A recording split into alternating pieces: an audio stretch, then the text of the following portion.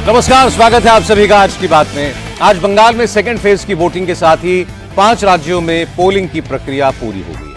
अब 4 मई को नतीजे आएंगे, लेकिन नतीजे कैसे होंगे? बंगाल, असम, तमिलनाडु, केरल और पुडुचेरी के नतीजों के बारे में एग्जिट पोल्स ने आज क्या बताया? किस राज्य में किसकी सरकार बन सकती है? नेताओं का क्या दावा है? यह मैं आपको बताऊंगा आज की बात में। लेकिन आज बंगाल में सेकेंड फेज में भी ऐतिहासिक वोटिंग हुई। 142 सीटों पर 93% वोट पड़े। पहले और दूसरे फेज को मिलाकर इस बार बंगाल में कुल 92% पोलिंग हुई है। बंगाल के चुनावी इतिहास में पहली बार इतनी भारी वोटिंग हुई। इससे पहले बंगाल में 85% पोलिंग का रिकॉर्ड था। पोलिंग परसेंटेज इसलिए महत्वपूर्ण है क्योंकि अब तक रिकॉर्ड बताता है कि जब जब चुनाव में मतदान का प्रतिशत अप्रत्याशित रूप से बढ़ा है, तब तब बदलाव हुआ है। बंगाल में ही 2011 में 2006 के मुकाबले पोलिंग परसेंटेज 5% बढ़ा और उस वक्त ममता बनर्जी ने लेफ्ट फ्रंट के 34 साल के राज को उखाड़ फेंका था। इस बार क्या यह इतिहास फिर दोहराया जाएगा? क्योंकि बीजेपी के नेता दावा कर रहे हैं कि बंगाल की जनता ने ममता के शासन से मुक्ति के लिए बीजेपी के पक्ष में वोट दिया है। इस बार बंगाल में बदलाव तय है, लेकिन ममता बनर्जी का दावा है कि बंगाल में बीजेपी की दाल नहीं गलेगी। अब किसके दावों में कितना दम है? और आज वोटिंग के दौरान सेंट्रल फोर्सेस की तैनाती का क्या असर हुआ? कहां कहां हिंसा हुई? फलता में रीपोलिंग की मांग क्यों हुई?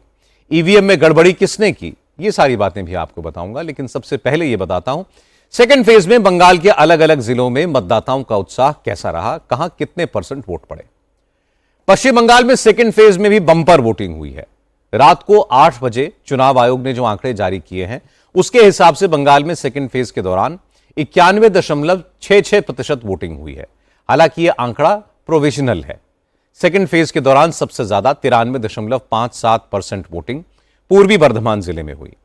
92.08% वोटिंग के साथ साउथ 24 परगना दूसरे नंबर पर रहा।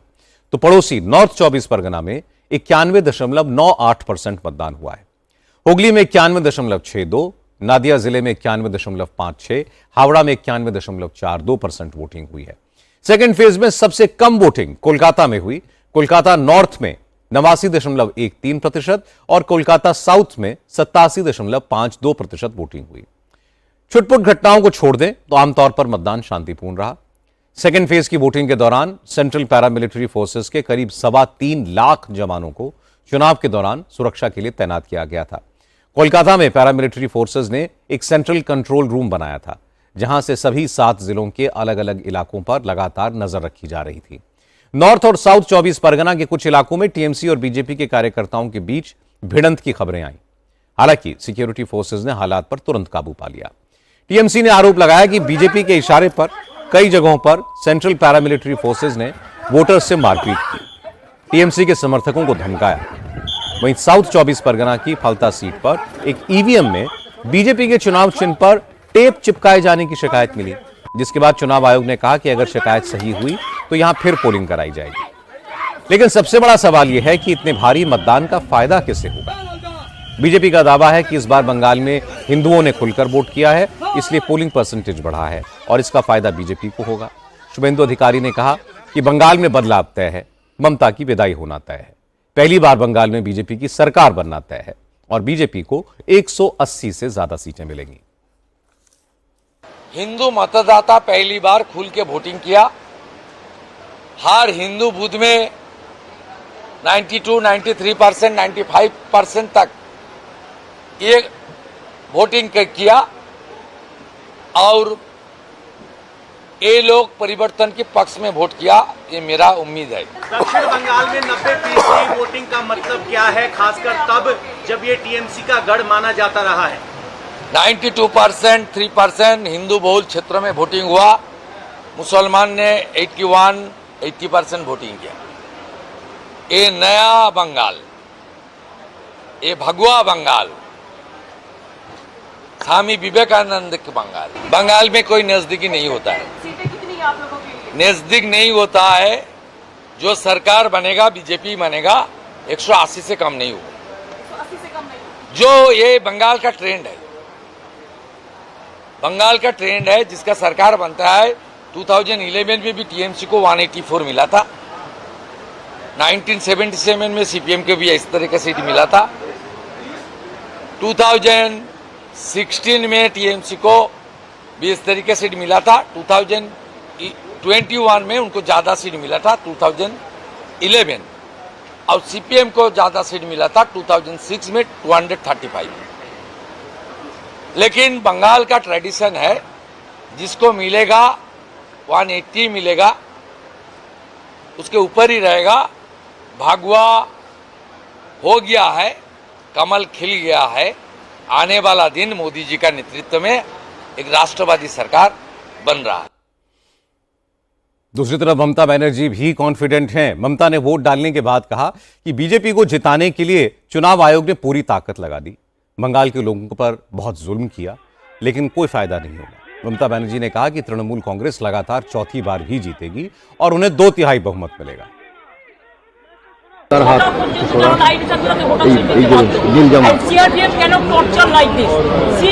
No state police is there. What? None of the booths are state police. None of the booths. All they are captured. All they are captured. Is it their duty? They should secure the border. Instead of secure the border, they are securing one political party. I'm sorry, I have never seen this type of thing. Because in my life, I'm fighting my election since 1984. And this time the atrocities terrible. এত atrocity হচ্ছে, এত অত্যাচার হচ্ছে। From yesterday night they started atrocities and they arrested so many of our people. Though there is a court order, it is a contempt of court. We have sent our notices to the concerned authority. But I have never seen this type of democracy. But instead of that, I am saying they have debuted the press media that whatever তারা যেটা বলবে সেটা প্রেসকে দেখাতে হবে যে BJP survey. আমি বলছি no, 50 is here and Trinamool is winning. একদম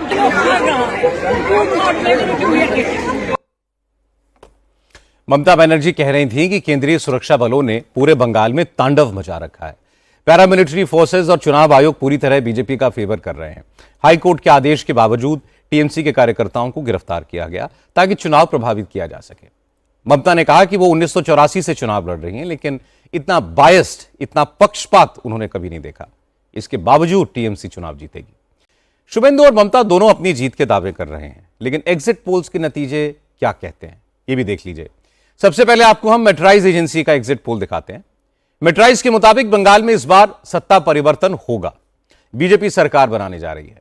मेट्राइज के मुताबिक बंगाल में इस बार भाजपा 146 से 161 सीटें जीत सकती है, वहीं टीएमसी को तगड़ा झटका लगने जा रहा है। मेट्राइज के एग्जिट पोल के मुताबिक बंगाल में इस बार टीएमसी 125 से 140 सीटों के बीच सिमट सकती है, जबकि अदर्स को, अन्य को 6 से 10 सीटें मिलने की संभावना है। अगर 4 मई को यही नतीजे बन जाते हैं तो यह बीजेपी की बहुत बड़ी कामयाबी होगी। बंगाल में बीजेपी पहली बार अपने दम पर सरकार बना पाएगी। वैसे बंगाल की असली लड़ाई तो साउथ बंगाल की 183 सीटों पर लड़ी गई। मेट्राइज के एग्जिट पोल के हिसाब से साउथ बंगाल की 183 सीटों पर इस बार बीजेपी जबरदस्त कामयाबी हासिल कर सकती है।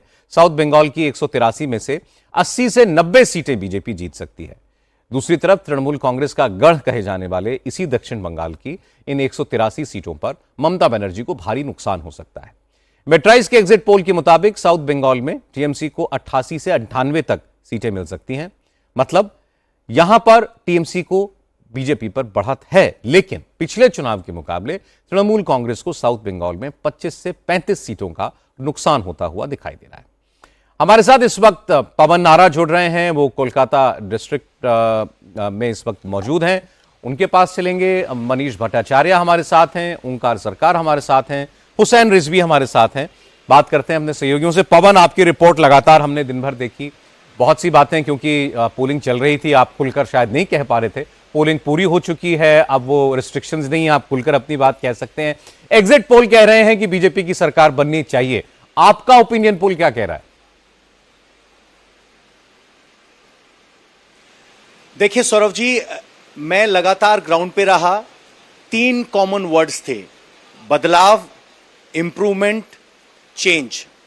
और ये कंसिस्टेंस हमें सुनाई देते रहे। इसमें एसआईआर एक ऐसा फैक्टर था जो गुगली की तरह आया। वो किसके पक्ष में काम करेगा, कैसे काम करेगा, वो नहीं समझ में आया।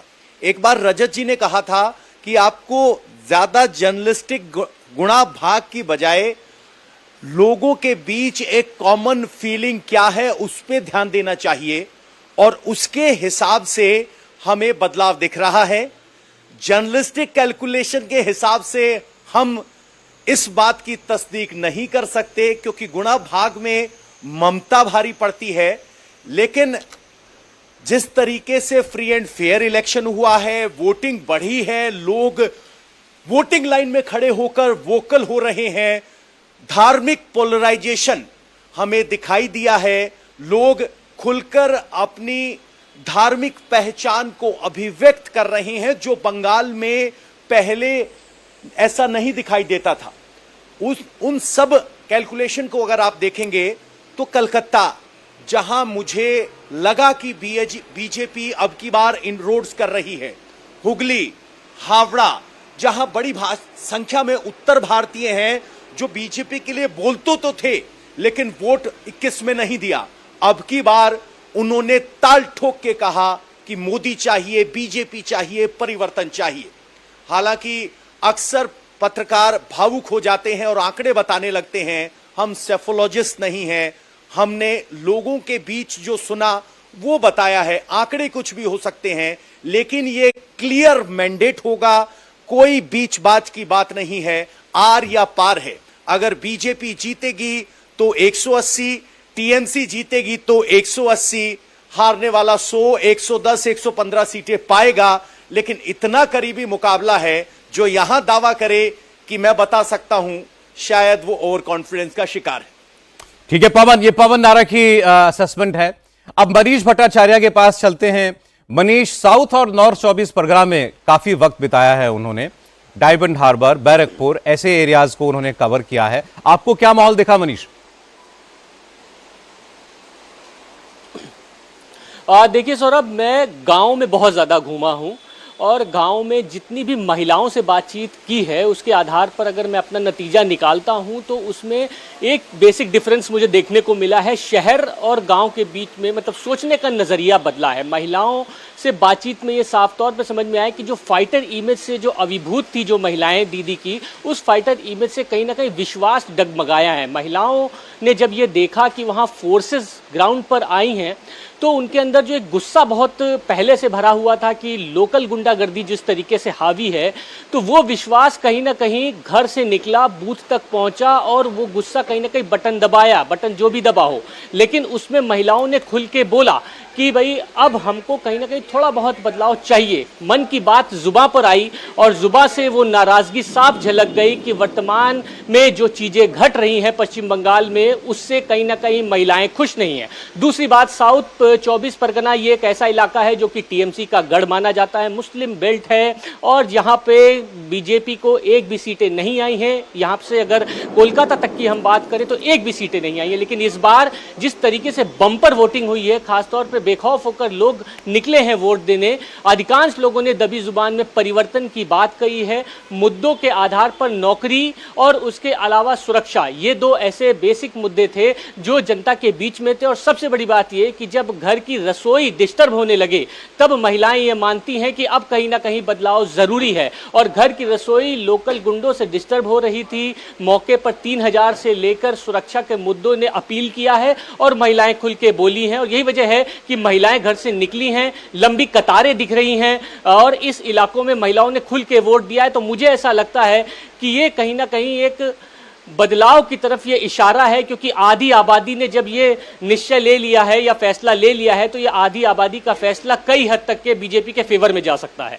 मनीष, जो आपका आंकलन है वो एग्जिट पोल के नतीजों में कहीं रिफ्लेक्ट होता हुआ दिखाई देता भी है।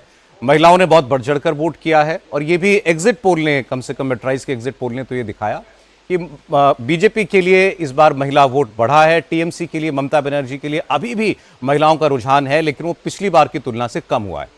अब अगर बंगाल के राढ़ रीजन की बात करें, ये वो एरिया है जिसमें पुरुलिया, बांकुड़ा, झारग्राम, बीरभूम और बर्धमान ये जिले आते हैं। तो मेट्राइज का एग्जिट पोल यहां टीएमसी और बीजेपी के बीच कांटे की टक्कर होने का अनुमान जता रहा है। मेट्राइज के एग्जिट पोल के हिसाब से बंगाल के इस राढ़ क्षेत्र की 57 सीटों में से टीएमसी को 26 से 32 और बीजेपी को 25 से 30 सीट मिलने की संभावना है। 2 सीटें अदर्स के खाते में जा सकती हैं। ओंकार सरकार के पास हम चलेंगे। इस एरिया में भी अगर हम देखें तो तृणमूल मजबूत रही है शुरुआत से। वहां एक इवन फाइट दिखाई दे रही है दोनों पार्टियों के बीच में। आपको क्या लगता है ओंकार?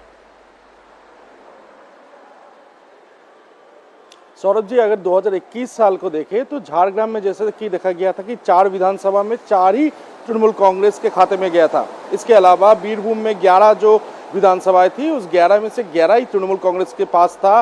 तो ये जो आकलन है, तो ये आकलन इस बार ग्राउंड रियलिटी में क्या छलकेगा, क्या टीएमसी के पक्ष में इस बार लोग वोट करेंगे, इस बात को जानने के लिए तमाम उस जगह पे हम लोग पहुंचे, लोगों के साथ बातचीत की है।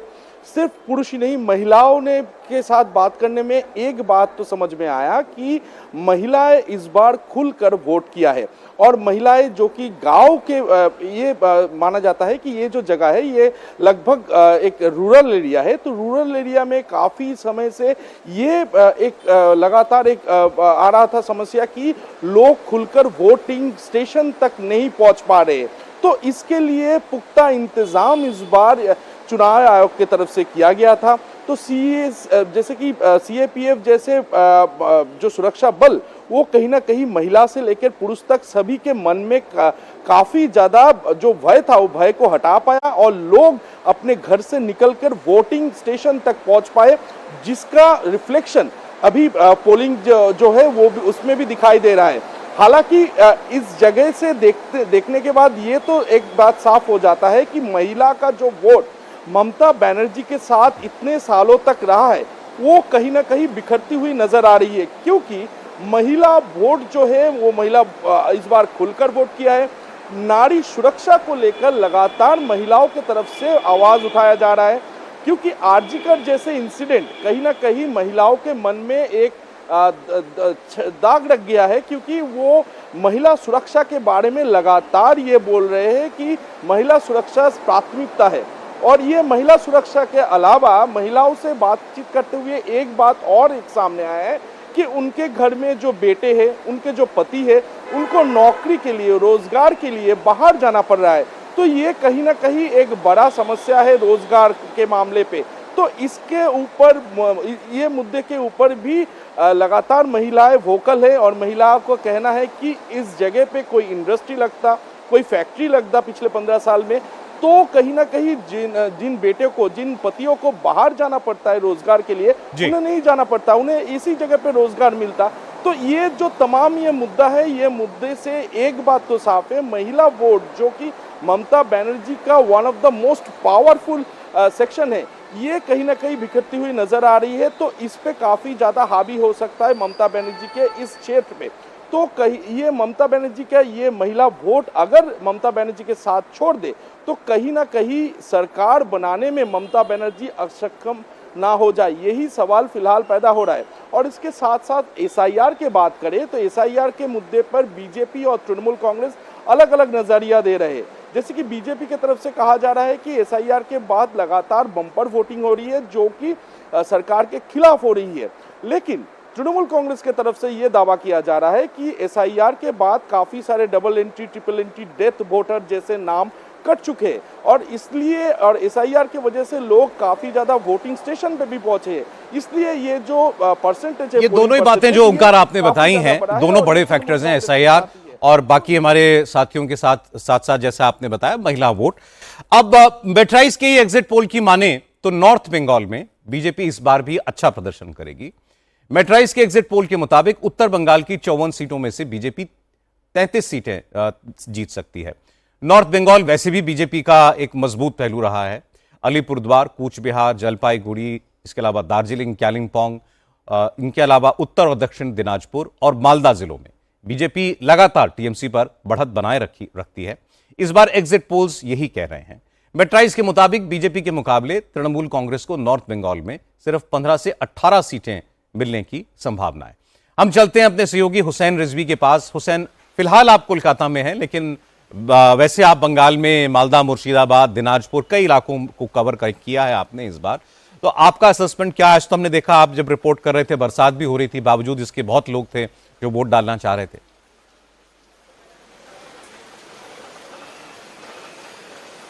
सौरभ, देखिए दोपहर में तो हल्की फुल्की बारिश हुई। अब जब ईवीएम बंद हो चुकी है, इस वक्त ज़बरदस्त बारिश हो रही है। अब ये बारिश किसके लिए राहत की खबर लाएगी और किसके अरमानों पे पानी फिरेगा, अब ये 4 तारीख को साफ होगा। लेकिन जो एग्जिट पोल हम दिखा रहे हैं वो किसी को मायूस करने वाला है, किसी को खुशी का मौका देने वाला है। हम ज़रा सा बात कर लेते हैं मालदा, मुर्शिदाबाद, इन सारे इलाकों की। ख़ास तौर से मैं मुसलमानों के इलाकों में घूमता रहा तो पहले फेज़ में जो वोटिंग हुई उसमें मुसलमानों का वोट कुछ राहुल गांधी की चाहत में, कुछ हुमायूं कबीर की चाहत में बिखरा। लेकिन इसके बावजूद आम तौर से एक चीज़ जो पाई गई कि मुसलमानों का वोट एकजुट होकर के दीदी की जानिब गया है। सेकेंड फेज़ में राहुल गांधी और नौशाद सिद्दीकी, जो ISF, इंडियन सेकुलर फ्रंट, इनके फैक्टर की वजह से थोड़ा बहुत वोट इधर से उधर हुआ होगा, वरना यहाँ भी अमूमन सारा का सारा वोट जो है मुसलमानों का दीदी की तरफ गया। लेकिन मैं अभी सौरभ थोड़ी सी बात अलग इससे करना चाह रहा हूँ, क्योंकि काफ़ी बातें हमारे साथियों ने कर ली हैं। जो एग्जिट पोल के आंकड़े हैं सौरभ, उसको लेकर के मैंने यहाँ कई एक्सपर्ट से बात की और मैंने बताया उनको कि देखिए कि एग्जिट पोल के आंकड़े बता रहे हैं कि बीजेपी क्लियर मैंडेट की तरफ बढ़ रही है। तो एक्सपर्ट्स ने उसमें कई सारे मुझे निशानदेहियां बताई। उन्होंने कहा कि देखिए आप जो कह रहे हैं, अगर ऐसा है तो इतिहास के जो आईने में आप देखेंगे पश्चिम बंगाल की सियासत को, जब यहाँ एक हुकूमत से दूसरे किसी पार्टी की हुकूमत की तरफ चीज़ें शिफ्ट हो रही होती हैं तो यहाँ वायलेंस की तारीख है। इस बार छुटपुट कुछ चीज़ों को छोड़ दिया जाए तो ऐसी कोई चीज़ हमने कहीं नहीं देखी। और इसके अलावा एक और बात उन्होंने बताई, अगर ऐसा कुछ होता कि टीएमसी के हाथों से सरकार जा रही है तो ये बड़े पैमाने पर होने की गुंजाइश थी। ये ऐसा उनकी तरफ से कहा गया, जो इस सूबे की सियासत को बहुत लंबे वक्त से देखते रहे, जिन्होंने लेफ्ट के 35 वर्षों को देखा, जिन्होंने टीएमसी के 15 वर्षों को देखा और जो आज यानी 2026 के असेंबली चुनाव को भी देख रहे हैं। एक बात उनकी तरफ से और कही गई, उन्होंने कहा कि मुसलमानों का वोट आप हटा दीजिए टीएमसी की तरफ, आप सिर्फ हिंदू वोटों की बात कीजिए। SIR में कितने लोगों के नाम कटे हैं और उसमें एक ही परिवार के जिन लोगों के नाम कटे हैं हिंदू फैमिलीज में, उनके वोटों के बारे में आप जरा सा कैलकुलेशन कीजिए। और फिर उसके बाद उन्होंने वार्ड्स की पिक्चर मेरे सामने रखनी शुरू की कि ये वार्ड की पिक्चर है। इस एतबार से उन्होंने ये मुझे जाहिर किया कि दीदी को कहीं कोई मुश्किल नहीं हो रही। एक और बात यहाँ सौरभ बड़ी फिजाओं में तैर रही है, बड़ी दिलचस्प है। सियासत में वैसे भी सौरभ कुछ भी मुमकिन है और संभावना की कोई सीमा नहीं होती है। तो एक इस बात की अंडरस्टैंडिंग की बात भी हो रही है कि यहाँ यानी कोलकाता और दिल्ली के दरमियान किसी तरह की अंडरस्टैंडिंग है कि साहब आप वहां रहिए और हम यहाँ रहें, क्योंकि जब तक बीजेपी सेंटर में है तब तक दीदी को मुसलमानों का एकजुट वोट यहाँ मिलता रहेगा और अगर वहां कुछ बदलेगा तो दीदी की हुकूमत यहाँ पर बची रह पाएगी। ये भी अपने आप में एक फैक्टर की तरह पर यहां लोग बता रहे हैं। इन सारी चीजों को एनालाइज अभी किया जा रहा है, लेकिन मोटी मोटी बात यह है कि इस बार की जो फाइट हुई है वो जबरदस्त फाइट हुई है, कांटे की टक्कर हुई है। अब यह देखा जाएगा कि आखिरी वक्त में कितने कितने मार्जिन से कौन कौन सीटों पर कौन जीत रहा है, कौन हार रहा है। क्योंकि हमने देखा कि बहुत कई बार ऐसा होता है कि 30-35% वोट ला करके भी वो सीटों में कन्वर्ट नहीं होता और कई बार सीटों में कन्वर्ट होता है।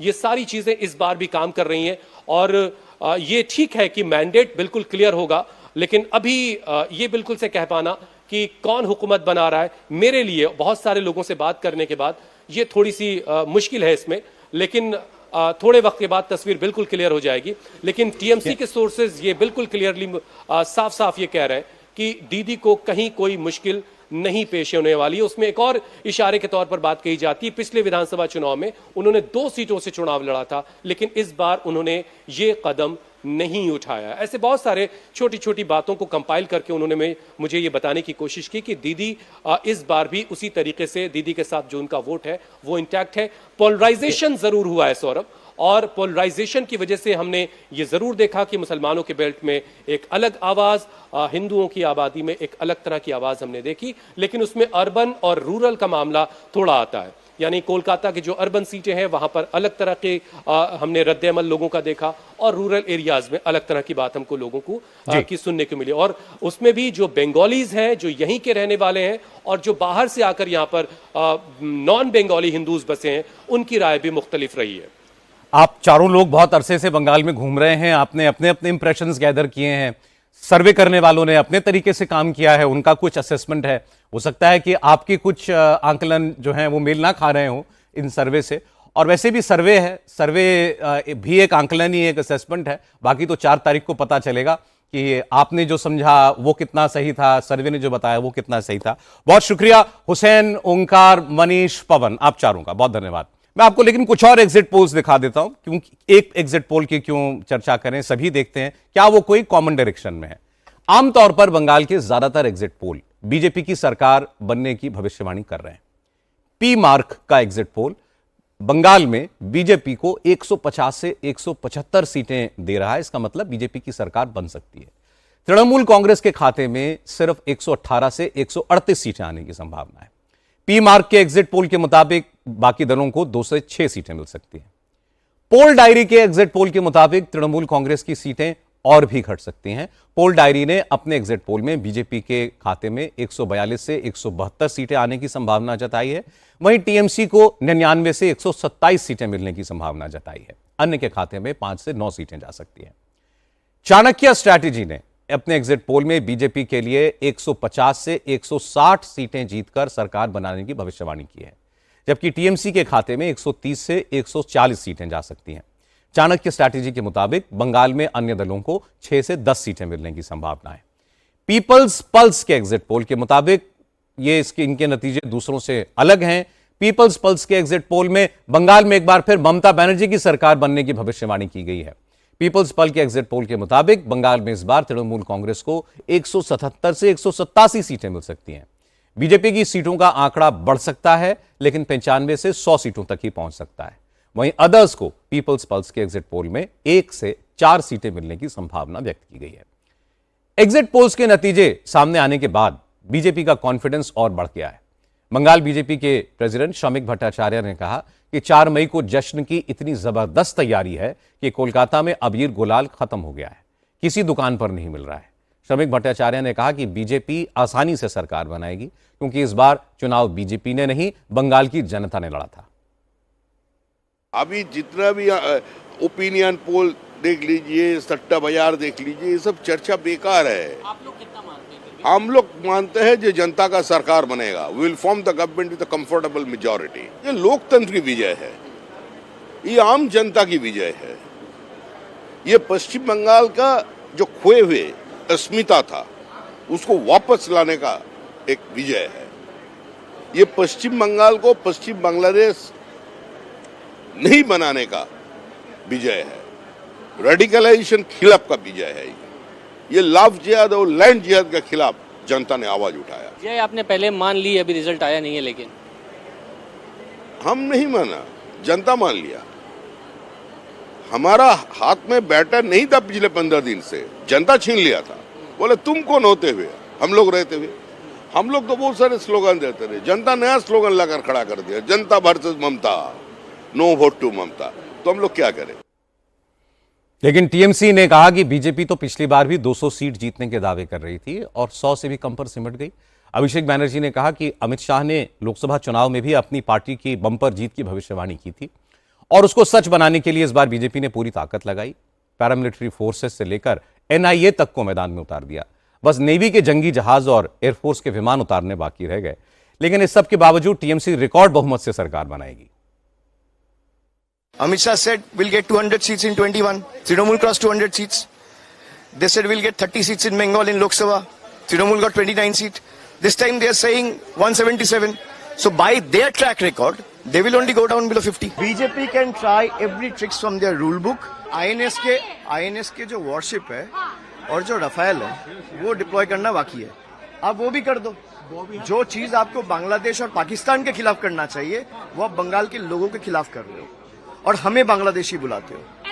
तो जो भय और भरोसा की बात करता है, भय और आतंक के परिवेश कौन बना रहे बंगाल में, वो लोग देख रहे हैं। आप जितना ये सब करोगे, आपके ऊपर उतना ही बूमेरांग होगा। लोग का प्यार, उनका आस्था, उनका आशीर्वाद, उनका प्यार तृणमूल के ऊपर बढ़ेगा और आप जितना यूपी को, बिहार के लोगों को यहाँ पे ले आके आउटसाइडर्स से बंगाल हड़पने का कोशिश करोगे, आप उतना ही बैकफुट में जाओगे। चाहे आप कितना एड़ी चोटी का जोर लगा लो, ये मेरा चैलेंज है बीजेपी से। 4 तारीख को जब मतदान के नतीजे आएंगे तब आप देख लेना। भाई पहला फेज भी हमारा अच्छा गया, मैं तो बोल दिया हूं कि सेंचुरी क्रॉस कर चुके हैं। 4 दिन वेट कर लीजिए। भाई मैं कुछ बोल सकता हूं, वो सही हो सकता है, गलत हो सकता है। बीजेपी वाले कुछ बोल सकते हैं, वो सही हो सकता है, गलत हो सकता है। आप 4 दिन वेट कर लीजिए, दूध का दूध पानी का पानी हो जाएगा।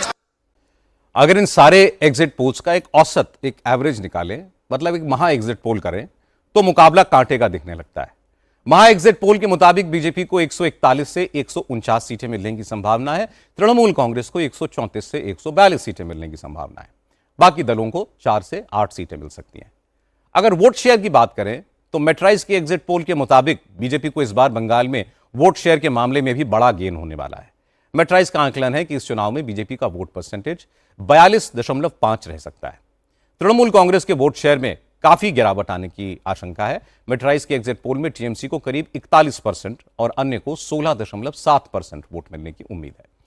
मेट्राइज का एग्जिट पोल बंगाल के जो आंकड़े बता रहा है, अगर वो 4 मई को सही निकलते हैं तो बीजेपी की जीत में बड़ा योगदान महिला वोटर्स का होगा। मेट्राइज के सर्वे के मुताबिक इस बार बंगाल की 41% विमेन वोटर्स ने बीजेपी को समर्थन दिया है। 44% ने ममता बनर्जी के चेहरे पर मुहर लगाई है। आमतौर पर बंगाल की महिला वोटर्स अब तक बड़ी तादाद में ममता बनर्जी के साथ रहती आई हैं। मेट्राइज के एग्जिट पोल की माने तो इस बार बीजेपी ने ममता के महिला वोट बैंक में डेंट लगाया है और इसका असर दोनों दलों की सीटों पर दिखेगा, जबकि कांग्रेस, लेफ्ट फ्रंट और आईएसएफ जैसी बाकी पार्टियों को वुमेन वोटर्स का 15% हिस्सा ही मिलने की संभावना है। पुरुष वोटर्स के मामले में बीजेपी टीएमसी पर क्लियरली बाजी मारती हुई दिख रही है। मेट्राइज के मुताबिक बंगाल के 44% मेल वोटर्स ने इस बार बीजेपी को समर्थन दिया है, वहीं टीएमसी को सिर्फ 40% पुरुष मतदाताओं के वोट मिल सकते हैं। मेट्राइज के एग्जिट पोल के मुताबिक अदर्स के खाते में 16% मेल वोटर्स के वोट गए होंगे। अगर हम बंगाल के बड़े मुद्दों की बात करें तो वोटर्स ने बेरोजगारी, चुनावी हिंसा, घुसपैठ, एसआईआर और भ्रष्टाचार जैसे मुद्दों पर अपनी पसंद की पार्टी को वोट दिया। मेट्राइज के मुताबिक लोगों के लिए सबसे बड़ा मुद्दा बेरोजगारी था। दूसरे नंबर पर चुनावी हिंसा का मुद्दा था। घुसपैठ और एसआईआर के मुद्दों को वोटर्स ने बराबर की अहमियत दी। मेट्राइज के एग्जिट पोल के मुताबिक करप्शन के मुद्दे पर 10% लोगों ने वोट दिया है। हालांकि तृणमूल कांग्रेस के नेताओं का कहना है कि एग्जिट पोल्स के दावे 4 मई को गलत साबित होंगे। बंगाल में ममता ही जीतेंगी, बीजेपी को 50 सीट भी नहीं मिलेंगी। প্রথম দফার ভোটে তৃণমূল কংগ্রেস মাননীয় মুখ্যমন্ত্রী মমতা বন্দ্যোপাধ্যায়ের নেতৃত্বে, অভিষেক বন্দ্যোপাধ্যায়ের সেনাপতিত্বে সেঞ্চুরি আমাদের হয়ে গেছিল প্রথম পর্বের ভোটে। দ্বিতীয় পর্বের ভোট মেটার পর আমরা আপনাদের বলছি বিজেপি এবার বাংলায় 50 পার করতে পারবেন না। বিজেপি এবার বাংলায় 50 পার করতে পারবে না। বাংলার মানুষ তাদের প্রত্যাখ্যান করেছেন। তৃণমূল কংগ্রেস 235-এর বেশি আসন, কত আসন সেটা আরো কিছুক্ষণ পর বোঝা যাবে, 235-এর বেশি আসন নিয়ে মাননীয় মুখ্যমন্ত্রী মমতা বন্দ্যোপাধ্যায় আবার ফিরছেন।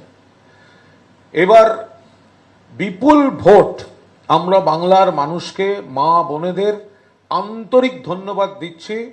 যত বেশি পার্সেন্টেজ অফ ভোট তৃণমূলের তত জোরালো প্রত্যাবর্তন। कुणाल घोष कह रहे थे कि बंगाल के चुनाव के पहले राउंड में टीएमसी ने 100 का आंकड़ा पार कर लिया था और सेकंड राउंड में टीएमसी के फेवर में बंपर वोटिंग हुई है। इसलिए टीएमसी इस बार 235 सीटें जीतकर ममता बनर्जी के नेतृत्व में चौथी बार सरकार बनाएगी। लेकिन आज प्रधानमंत्री नरेंद्र मोदी ने बंगाल में बीजेपी की जीत का भरोसा जताया। मोदी आज बनारस में थे। उन्होंने काशी विश्वनाथ की विधि विधान के साथ पूजा की। इसके बाद गंगा एक्सप्रेसवे का उद्घाटन किया। इस मौके पर मोदी ने कहा कि बिहार में जीत से बीजेपी ने जो मोमेंटम बनाया है उसका असर बंगाल और बाकी राज्यों में भी दिखेगा। कुछ समय पहले जब बिहार में चुनाव हुए तो बीजेपी एनडीए ने प्रचंड जीत दर्ज की थी। अभी अभी कल ही गुजरात में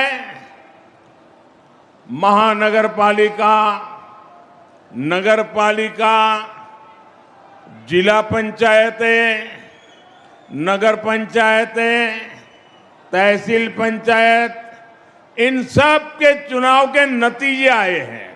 80 से 85% नगर पालिका और पंचायतों भाजपा ने जीत ली है और मुझे विश्वास है कि इन 5 राज्यों के चुनाव में भी भाजपा ऐतिहासिक जीत की हैट्रिक लगाने जा रही है।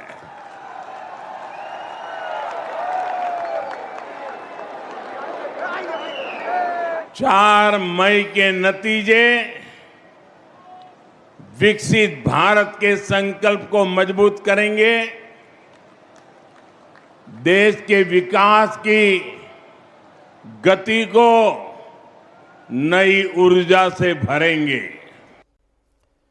किसके दावों में कितना दम है ये तो 4 मई को पता चलेगा, लेकिन आज दूसरे चरण की वोटिंग के दौरान बंगाल के कई इलाकों में हल्की फुल्की हिंसा की खबरें भी आईं। कई जगह पर हंगामा हुआ। भवानीपुर में टीएमसी कार्यकर्ताओं ने शुभेंदु अधिकारी को घेर लिया और नारेबाजी करने लगे। शुभेंदु ने ममता पर गुंडे लेकर घूमने और हिंदू वोटर्स को वोट डालने से रोकने का आरोप लगाया। ममता बनर्जी ने तृणमूल कांग्रेस की पिटाई का आरोप लगाया। बासंती सीट पर बीजेपी कैंडिडेट पर हमला हुआ, उनकी गाड़ी तोड़ दी गई। नादिया में बीजेपी के पोलिंग एजेंट को पीटा गया। भांगड़ में टीएमसी और आईएसएफ के कार्यकर्ता भिड़ गए, पुलिस को यहां लाठीचार्ज करना पड़ा। फाल्ता में ईवीएम में गड़बड़ी के आरोप लगे। सबसे ज्यादा हंगामा बंगाल की हॉट सीट भवानीपुर पर हुआ, जहां ममता बनर्जी और शुभेंदु अधिकारी आमने सामने हैं। दोनों नेता आज दिन भर बूथ बूथ घूमते रहे। शुभेंदु जैसे ही वार्ड नंबर 73 के बूथ पर पहुंचे तो टीएमसी के कार्यकर्ताओं ने जय बांग्ला के नारे लगाने शुरू कर दिए। शुभेंदु अधिकारी को घेर लिया।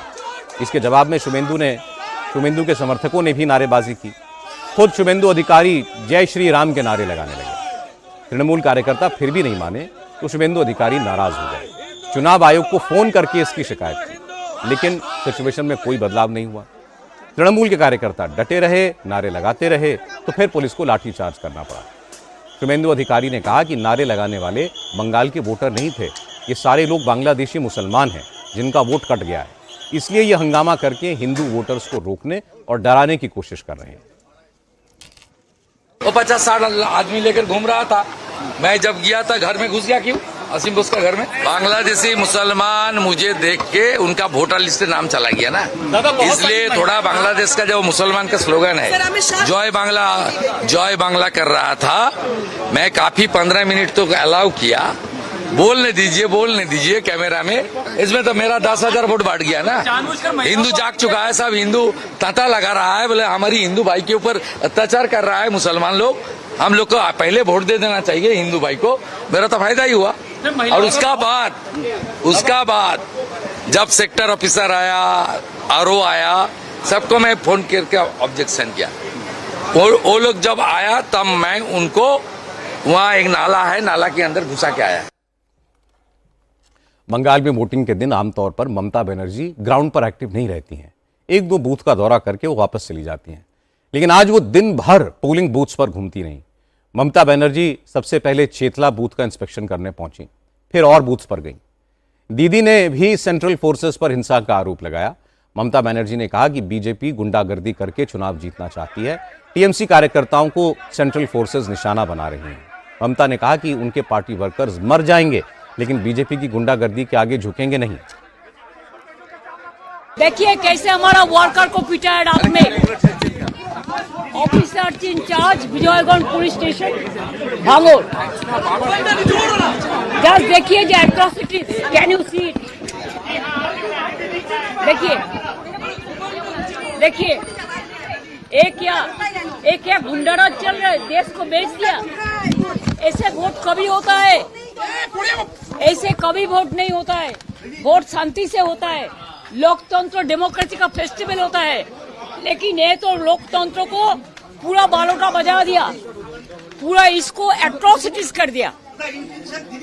Intention is very clear that BJP wants that forcefully to rig the election, but our workers and people are ready to die, but they will not leave the place. North 24 Pargana के नोआपाड़ा सीट के कुछ booths पर TMC और BJP कार्यकर्ताओं के बीच जमकर मारपीट हुई, लाठी डंडे चल गए। दरअसल नोआपाड़ा के बूथ नंबर 120 के आसपास टीएमसी कार्यकर्ता इकट्ठा हुए। उसी वक्त बीजेपी उम्मीदवार अर्जुन सिंह वहां पहुंच गया। मामला गर्मा गया, पहले बहस हुई, फिर मारपीट। इसके बाद सुरक्षा बलों ने लाठीचार्ज करके सबको खदेड़ा और पोलिंग बूथ खाली कराया। हिंसा के बीच नोआपाड़ा में 85% से ज्यादा पोलिंग हुई। बंगाल में वोटिंग के दौरान सबसे ज्यादा हंगामा, मारपीट साउथ 24 परगना में हुई। साउथ 24 परगना की फाल्ता, भांगड़ और बासंती में हालात को काबू करने के लिए सेंट्रल फोर्सेस को कड़ी मशक्कत करनी पड़ी। साउथ 24 परगना ममता बनर्जी का गढ़ है।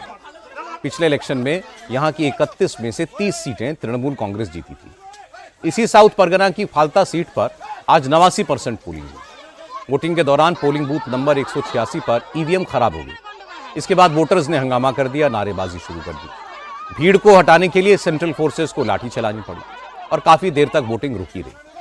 इसके अलावा बीजेपी ने भी फाल्ता में धांधली का आरोप लगाया। बीजेपी के नेता अमित मालवीय ने कई वीडियोस ट्वीट किए। उन्होंने आरोप लगाया कि बूथ नंबर 189 समेत कई बूथ पर ईवीएम पर बीजेपी के सिंबल को एक लाल टेप लगाकर ढक दिया गया है। बीजेपी ने इसे डायमंड हार्बर मॉडल बताया और चुनाव आयोग से दोबारा वोटिंग कराने की मांग की। कैंडिडेट देख रहा है, हम लोग भी मॉनिटरिंग कर रहा है। जो करना चाहिए करूंगा। ये इलेक्शन कमीशन भी संज्ञान में लिया है। इस तरीके से काम करेगा तो जो करना चाहिए होगा। मैं कैंडिडेट के साथ बात करूंगा। Bhupendra Yadav ji called me at 9 AM. I convey the situation. Just few minutes back, Honorable Home Minister, my leader Amit Shah ji called me. Falta का इंसिडेंट मैं उनको भी कन्वे कर दिया। क्या इसी तरह का जहांगीर खान यही टेक्निक यूज करते हैं? नहीं, टीएमसी का टेक्निक है। ओ, हम लोग कार्रवाई कर रहे हैं। वेट। ईवीएम में टैंपरिंग की शिकायत चुनाव आयोग से की गई। इसके बाद इलेक्शन कमीशन ने कहा कि जांच के बाद अगर शिकायत सही पाई गई तो कुछ बूथ्स पर रीपोलिंग कराई जा सकती है। रिपोल कोई होगा सर? हो सकता है ना। मोगरा हाट और जो झमेला हुआ है वहाँ जहाँ पे ईवीएम का कुछ टेम्परिंग किया गया है, वहाँ पे हो सकता है। साउथ 24 परगना की बासंती सीट पर बीजेपी कैंडिडेट विकास सरदार पर अटैक हुआ। उनकी गाड़ी में तोड़फोड़ की गई। विकास सरदार ने हिंसा का आरोप टीएमसी के नूर इलाही गाजी पर लगाया। विकास सरदार ने कहा कि नूर इलाही गाजी के साथ आए 200 से ज्यादा गुंडों ने उनके बॉडीगार्ड की गन छीन ली और उन्हें जान से मारने की कोशिश की। जिन नूर इलाही गाजी पर बीजेपी कैंडिडेट ने हमला करने का आरोप लगाया, उनकी गिनती इस इलाके के कद्दावर नेताओं के तौर पर होती है। बारुईपुर बासंती सीट पर नूर इलाही का अच्छा होल्ड है। नूर इलाही गाजी पर पहले भी चुनावी हिंसा और लोगों को धमकाने के आरोप लग चुके हैं। 200 और 250 जो टीएमसी गुंडे लोग मेरे ऊपर अटैक किया, वो गुंडागिरी किया और बम्बू और लोहा के रॉड लेकर के आर्म्स लेकर के मार रहा था। इतना मेरा वो कार पे भंगचूर किया। हमारा खुद मर्डर करने के लिए प्रेस रहा। मेरा जो सिक्योरिटी गार्ड उसका जो लाइसेंस गन, वो गन छीन लिया। वो गन छीन करके मेरा जो सिक्योरिटी गार्ड उसको भूमि पे फैल दिया, लात मार मेरे पर प्राणघाती हमला चला। हम बोला। साउथ 24 परगना की भांगड़ सीट पर तृणमूल और आईएसएफ के कार्यकर्ता भिड़ गए। प्राणपुर में टीएमसी कार्यकर्ताओं ने आईएसएफ कैंडिडेट नौशाद सिद्दीकी को घेर लिया और नारेबाजी की। इसके बाद आईएसएफ के वर्कर्स उनसे भिड़ गए। हालात तनावपूर्ण बने तो सुरक्षा बलों को लाठीचार्ज करना पड़ा। भांगड़ साउथ 24 परगना की इकलौती सीट है जो पिछली बार ममता बनर्जी के हाथ से फिसली थी, इसलिए इस बार ममता ने यहां पूरी ताकत लगाई है। आईएसएफ के नौशाद सिद्दीकी भी पूरे दमखम से मैदान में उतरे हुए हैं। उन्होंने आरोप लगाया कि तृणमूल कांग्रेस गुंडागर्दी करने की कोशिश कर रही थी, लेकिन सेंट्रल फोर्सेज ने हालात संभाल लिए। कोलकाता की एंटाली सीट पर भी हंगामा हुआ। बीजेपी की candidate Priyanka Tibrewal polling booth पर टीएमसी की महिला एजेंट से भिड़ गई। उन्होंने बूथ के अंदर बैठी टीएमसी एजेंट को बाहर निकाल दिया। धक्का मुक्की भी हुई, फिर माहौल थोड़ा बिगड़ गया। टीएमसी के सपोर्टर्स भी प्रियंका टिब्रेवाल से बहस करने लगे। सेंट्रल फोर्सेस के सामने ही जमकर बहस हुई। बीजेपी कैंडिडेट प्रियंका टिब्रेवाल ने कहा कि हर बार ये लोग ऐसे ही बूथ के अंदर घुसकर फर्जी वोटिंग करते हैं। इस बार सेंट्रल फोर्स के सामने इनकी दाल नहीं गल रही है। आप क्यों टॉलरेट कर रहे हैं उसको? देखिए ना कैसा मिर्ची लग रहा है। इतना साल 10-10 लोग को अंदर बैठा करके बटन टिपने का आदत पड़ा, तो वही करना चाहते हैं। सुनिए सर, सब वोटर खड़ा हुआ है, टाइम वेस्ट हो रहा है। निकालिए, सीआरपीएफ बुलाइए। वोटिंग हो गई, लड़ाई झगड़े का वक्त खत्म हो गया। अच्छी बात यह कि इस बार बंगाल में बदलाव तो दिख रहा है। पहला बदलाव ऐतिहासिक पोलिंग के रूप में देखने को मिला। मतदाताओं ने वोटिंग के सारे रिकॉर्ड तोड़ दिए। दूसरा बदलाव, पहली बार बंगाल में हिंसा मुक्त चुनाव हुआ।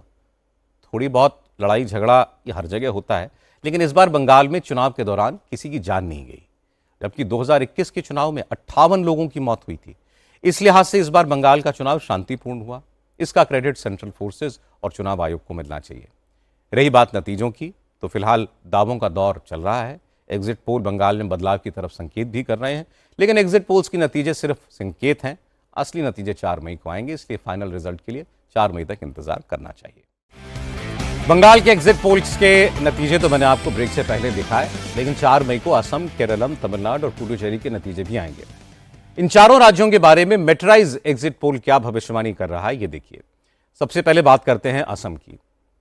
वोट शेयर देखते हैं पहले। असम में बीजेपी को इस बार 45.5% वोट मिलते दिख रहे हैं, जबकि कांग्रेस को करीब 40% वोट। वोट शेयर में भले ही सिर्फ 5% का अंतर दिख रहा हो, लेकिन सीटों में यह अंतर बहुत बड़ा है। हिमंता विश्व शर्मा की अगुवाई वाली भाजपा को 85 से 95 सीटें मिलती दिख रही हैं, जबकि कांग्रेस को 25 से 32 सीटों पर ही संतोष करना पड़ सकता है। अन्य को 6 से 12 सीटें मिल सकती हैं। एक्सिस माई इंडिया के मुताबिक असम में बीजेपी को 88 से 100 सीटें मिल सकती हैं, कांग्रेस को 24 से 36। पीपल्स पल्स बीजेपी को 68 से 72 सीटें दे रहा है, कांग्रेस को 22 से 26। वोट वाइब के मुताबिक असम में बीजेपी को 90 से 100 सीटें मिलेंगी, जबकि कांग्रेस को 23 से 33। पी मार्क ने बीजेपी को असम में 82 से 94 सीटें दी हैं, कांग्रेस को 30 से 40 सीटें। जेवीसी ने रेंज बीजेपी के लिए काफी हाई बताई है, 88 से 101 सीटें, और कांग्रेस को उसने 23 से 33 सीटें दी हैं। बात तमिलनाडु की करते हैं। तमिलनाडु में भी ज्यादातर एग्जिट पोल्स एक बार फिर डीएमके की सरकार की वापसी बता रहे हैं। मेट्राइज के एग्जिट पोल में तमिलनाडु की 234 सीटों में से डीएमके और उसके सहयोगियों को 122 से 132 सीटें मिलती दिखती हैं। बीजेपी और एआईएडीएमके के गठबंधन को 87 से 100 सीटें मिल सकती हैं। पहली बार चुनाव लड़ रही एक्टर विजय की पार्टी टीवीके को 10 से 12 सीटें मिलने की संभावना है। हालांकि मेट्राइज के एग्जिट पोल के मुताबिक डीएमके और एनडीए के वोट शेयर में ज्यादा फर्क नहीं है। डीएमके गठबंधन को 40%, एआईएडीएमके गठबंधन को 37% वोट मिलने की बात कही जा रही है। पहली बार लड़ रहे विजय की पार्टी टीवीके को 17% वोट मिल सकते हैं। तमिलनाडु के एग्जिट पोल पर बात करने के लिए हमारे साथ मौजूद हैं इंडिया टीवी के एसोसिएट एडिटर टी राघवन। लेकिन राघवन के पास जाने से पहले मैं आपको एक और एग्जिट पोल दिखाना चाहता हूं, क्योंकि यह सबसे अलग है। एक्सिस माई इंडिया के एग्जिट पोल ने दावा किया है कि तमिलनाडु में सुपरस्टार विजय की पार्टी बड़ा उलटफेर करेगी। विजय की पार्टी टीवीके को सबसे बड़ी पार्टी बताया है। एक्सिस माई इंडिया के एग्जिट पोल के मुताबिक टीवीके को 98 से 120 सीटें मिल सकती हैं, डीएमके को 92 से 110, और एआईएडीएमके गठबंधन बहुत पीछे बताया जा रहा है, उसे सिर्फ 22 से 32 सीटें मिल सकती हैं। अब चलते हैं हम टी राघवन के पास। ये जो एक्सिस माई इंडिया का सर्वे है, ये तो सब बिल्कुल गजब, एक बिल्कुल ही अलग कहानी बता रहा है कि राघवन की टीवी के सबसे बड़ी पार्टी बनकर उभर सकती है। क्या आपको भी ऐसा लगता है? और डीएमके को ज्यादातर पोल्स आगे बता रहे हैं।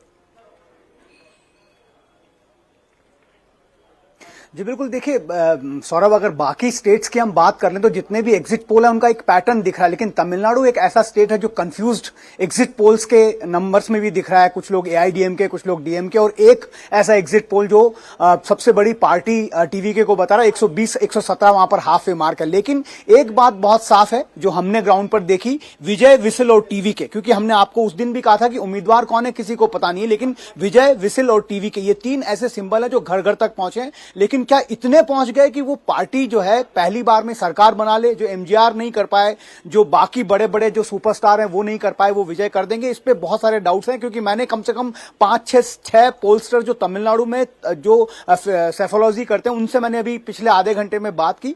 कोई भी इस बात को मानने को तैयार नहीं है कि विजय जो है अकेले अपने बूते पर पहली बार में ही सरकार वहां पर बना लेंगे। लेकिन ये जो दावा किया जा रहा था ओपिनियन पोल में कि उनकी जो सीटें हैं वो कन्वर्ट नहीं हो रही, लेकिन इतना तो लगा हमें भी मतदान के दिन कि ये सीटें कन्वर्ट हो रही है। कितनी कन्वर्ट होगी ये देखने वाली बात है। राघवन, बहुत शुक्रिया आपका।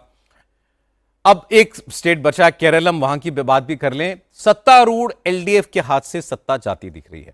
140 सीटों वाली केरलम विधानसभा में उसे 60 से 65 सीटें मिल सकती हैं। कांग्रेस की अगुवाई वाले यूडीएफ की सरकार बन सकती है, उसे 70 से 75 सीटें मिलती दिख रही हैं। बीजेपी को 3 से 5 सीटें मिल सकती हैं, जो पिछली बार से ज्यादा है, लेकिन बीजेपी की उम्मीदों से कम है। पांचों राज्यों के जो एग्जिट पोल आए उनमें असम, केरलम और पुडुचेरी के नतीजे एक्सपेक्टेड लाइंस पर हैं। असम में बीजेपी की सरकार दोबारा बनने, केरलम में एलडीएफ की विदाई, यूडीएफ की सरकार बनने, पुडुचेरी में एनडीए की वापसी का अंदाजा ये सबको था। लेकिन बंगाल और तमिलनाडु में अगर उलटफेर होता है तो यह देश की सियासत में एक बड़ा बदलाव होगा। पहली बार चुनाव के मैदान में उतरे विजय की टीवी की अगर सबसे बड़ी पार्टी बनी, ये पिछले 70 साल की तमिलनाडु की राजनीति में डीएमके और एआईएडीएमके के वर्चस्व के खात्मे की शुरुआत होगी। लेकिन क्या होगा, कैसे नतीजे आएंगे, इसके लिए तो 4 मई का इंतजार करना ही होगा। आज प्रधानमंत्री नरेंद्र मोदी काशी में थे और वहां मोदी ने दिन की शुरुआत काशी विश्वनाथ के दरबार में हाजिरी लगाकर की। बाबा विश्वनाथ की विधि विधान से पूजा अर्चना की। इसके बाद नरेंद्र मोदी ने यूपी के सबसे बड़े ग्रीनफील्ड प्रोजेक्ट गंगा एक्सप्रेसवे का इनॉग्रेशन किया। इस दौरान यूपी के मुख्यमंत्री योगी आदित्यनाथ भी उनके साथ रहे। एक्सप्रेसवे के उद्घाटन के मौके पर प्रधानमंत्री ने कहा कि ये नए एक्सप्रेसवे विकसित होते भारत की हाथों की रेखाएं हैं जो अब बढ़ती जाएंगी। मेरठ और प्रयागराज को जोड़ने वाला ये एक्सप्रेसवे 594 किलोमीटर लंबा है, यूपी के 12 जिलों से गुजरता है। इसे बनाने में 3.5 साल से भी कम वक्त लगा है। मोदी ने कहा कि बीजेपी की सरकार जो काम हाथ में लेती है उसे वक्त से पहले पूरा करती है। गंगा एक्सप्रेसवे इसका एक और सबूत है। गंगा एक्सप्रेसवे भारत के सबसे आधुनिक एक्सप्रेसवेज में से एक है। इस रोड पर आर्टिफिशियल इंटेलिजेंस से लैस कैमरे लगे हैं जो हादसों को रोकने के लिए एडवांस अलर्ट जारी करेंगे। अभी ये 6 लेन का है, इसे आगे 8 लेन तक बढ़ाया जा सकता है। इस एक्सप्रेसवे की शुरुआत से मेरठ और प्रयागराज के बीच का सफर 11 घंटे से घटकर 6 घंटे रह जाएगा। यह एक्सप्रेसवे सामरिक नजरिए से भी अहम है। शाहजहांपुर में इस पर 3.5 किलोमीटर लंबी एयर स्ट्रिप बनाई गई है। वॉर सिचुएशन में एयरफोर्स के फाइटर जेट्स इस स्ट्रिप पर लैंडिंग और यहां से टेक ऑफ कर सकते हैं। आखिर में एक नजर कल की बड़ी खबरों पर। महिला आरक्षण पर चर्चा के लिए कल यूपी विधानसभा का 1 दिन का स्पेशल सेशन होगा। कांग्रेस नेता पवन खेड़ा की एंटीसिपेटरी बेल पिटीशन पर सुप्रीम कोर्ट में कल सुनवाई होगी। रेल मंत्री अश्विनी वैष्णव कल जम्मू और श्रीनगर के बीच नई वंदे भारत ट्रेन को हरी झंडी दिखाएंगे। और दिल्ली सरकार लोगों को सोमनाथ की मुफ्त यात्रा कराएगी। कल 1300 तीर्थयात्रियों को लेकर पहली स्पेशल ट्रेन रवाना होगी।